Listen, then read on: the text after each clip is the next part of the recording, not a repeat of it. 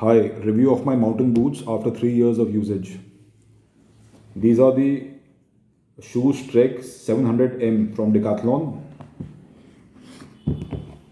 I bought these shoes 3 years ago when I was getting posted to high altitude field where the terrain was going to be loose rocks, snow and ice.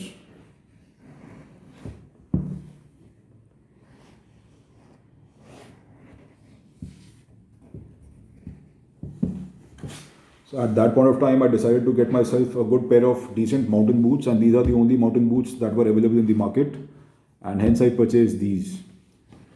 Coming to the sole of the sole of the boot is a Vibram outsole. Vibram is a company, as some of you would know, that only makes soles for boots and other shoes, which are then purchased by other companies and used in their footwear. The compound which is used here is a very stiff rubber compound, which is good for longevity. And also the lug pattern you'll notice is spaced out, which helps in shedding dirt, mud, ice, snow.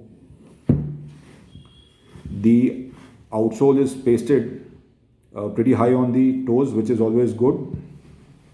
It protects the upper of the boot. The midsole of the boot has got two layers of EV on it. One is this white layer, which is seen, not very soft compound, and then a black layer again for the heels, which is also not a very soft compound. I fail to understand as to why they had to use this red line in between. Otherwise, this would have been a nice black boot. The upper of the boot is a high quality material. This is a rubber covering, rubber rand, which runs along the entire length and breadth of the boot. And the heel of the boot is also a rubber heel cup, which is designed, and you can see the curvature here. This keeps the heel firmly in place. So the design of the boot is good. The materials used are very good. This is suede leather. The inner, I believe, is again suede leather on which these synthetic panels have been stitched.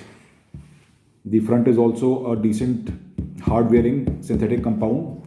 No problems faced here, no tearing. I've used this over 1 year in very serious mountain environment. No problem with this boot for the uppers also, or for the sole. On the upper, you have given this Velcro. This Velcro is to keep your ankles in place. Once you wear the boot and tighten the Velcro, the ankles will remain in place. It will not shift ahead in the boot. Normally, when you buy mountain boots, you must always go up at least one size to leave some space up front for your toes. Once the Velcro is tightened, your toes will not move up front, especially while coming downhill, and will not hurt your toes. Coming to the lacing of the boot, they've got a synthetic lace, which is a very strong synthetic lace. Also, the eyelets, the front two eyelets are metallic. Thereafter, there are synthetic eyelets which have been bar tacked, and there is no failure on these over extended usage. The eyelet on the ankle is again metallic. I again fail to understand why they use red. This could have been a black color, and that would have gone much better with the overall design of the boot. And then the top two eyelets are again metallic hooks. So these allow for quick tightening of the boot. I keep the boot laces tightened already, and whenever required, I just put the laces into the hooks and I'm ready to go. Of course, I have to tighten first, open and then tighten the Velcro. The Velcro design doesn't look too good, but it is a good functional design which they put on the boot. The sole also has a shank inside, which is a plastic shank. It gives rigidity to the boot. However, these boots are too rigid because after the shank, the rubber which is going around the boot also makes it stiff. So there is very little flexion on the boot. I was expecting that over a period of time the boot will start flexing, but then I realized that these mountain boots and mountain boots per se do not have too much of flexion on them. They are designed to keep your feet safe inside the boot and to be very hard wearing. So to be hard wearing, there is always a compromise. Any boots which are so hard wearing like these boots will not have any amount of comfort which they'll give, or will have very less amount of comfort which they will give to your feet inside. My size is a 10 and a half. I went with 11. There wasn't a larger size available on these. That said, these boots are narrow, which you will also be able to see if you look at these boots up front. The outsole is narrower and the upper or the booty is wider. Even so, the boot is on the narrow side, and me being a 10 and a half, this is a UK 11 or a Europe 46.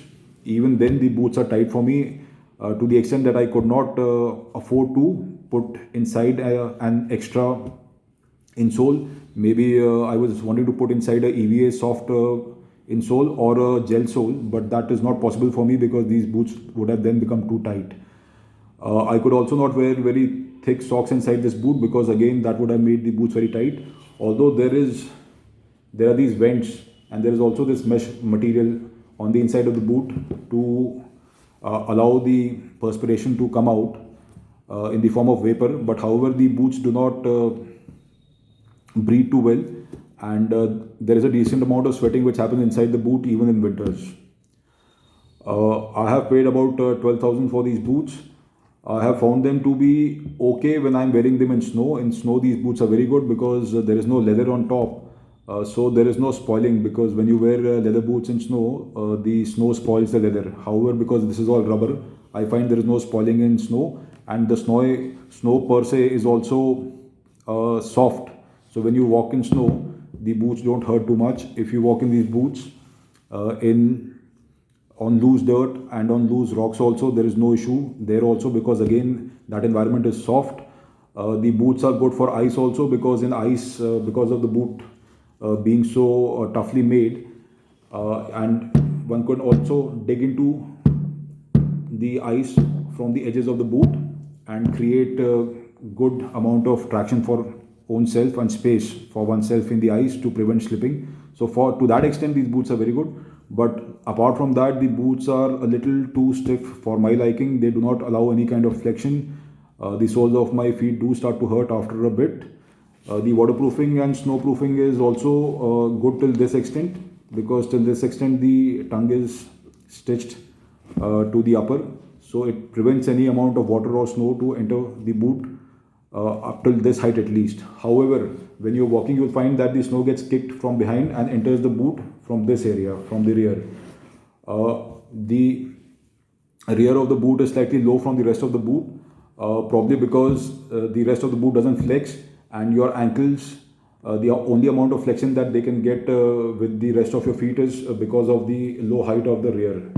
Otherwise, if this was also higher, probably the boots will be even more difficult to walk in. These boots, again I'll say, are made in Romania, and the quality of workmanship is pretty good. However, they are too stiff for my liking. Over a period of time, you can wear different brands of boots and different boots, and wear and discard them. But your feet are going to be there with you for your entire life.